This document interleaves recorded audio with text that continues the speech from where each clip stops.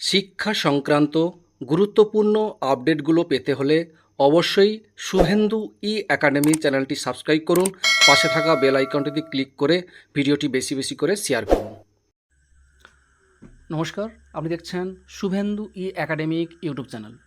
Government of West Bengal office of the district magistrate বাঁকুড়ার PM Poshan থেকে গুরুত্বপূর্ণ একটা নোটিফিকেশন জারি করা হয়েছে সমস্ত বিদ্যালয়, প্রাইমারি এবং সেকেন্ডারি প্রত্যেকটি বিদ্যালয়গুলোর জন্য। এটা যেহেতু বাঁকুড়া জেলা থেকে দেওয়া হয়েছে, বাকি সমস্ত জেলাগুলোতেও একই গুরুত্বপূর্ণ অর্ডার জারি করা হয়েছে। এখানে সাবজেক্টে যে বিষয়টি তুলে ধরা হয়েছে, কি বলা হয়েছে, এখানে যে বিষয়টি বলা হয়েছে 2024 সালের গ্রীষ্মকালীন ছুটির পরে স্কুল পুনরায় খোলার আগে সতর্কতামূলক ব্যবস্থা নেওয়া, সেই সংক্রান্ত গুরুত্বপূর্ণ এই নোটিফিকেশন জারি করা হয়েছে।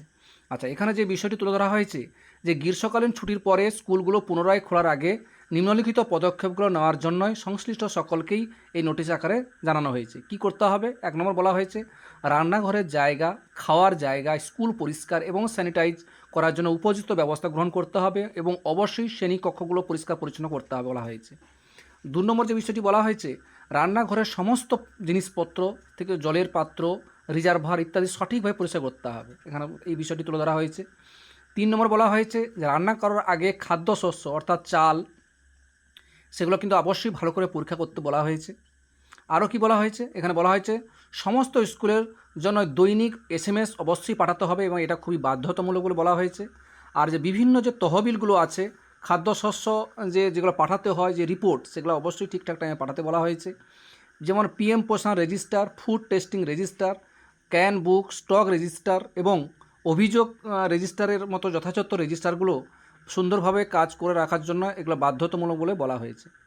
এছাড়াও কর্মসূচি সুষ্ঠুভাবে বাস্তবায়নের জন্য প্রয়োজনীয় অবশ্যই বিভিন্ন পদক্ষেপ নিতে বলা হয়েছে, যাতে সুস্থভাবে স্কুল খোলার পর সমস্ত জিনিস যাতে সুন্দরভাবে চলে, তার জন্য PM পোষণ থেকে এই গুরুত্বপূর্ণ নির্দেশিকা দেওয়া হয়েছে। বাঁকুড়া জেলার থেকেই বাঁকুড়া জেলার জেলাশাসক এই গুরুত্বপূর্ণ নির্দেশিকাটা দিয়েছে। বাকি জেলাগুলোতে এইভাবে প্রত্যেকটি জেলাতে এই কাজগুলোই করতে হবে।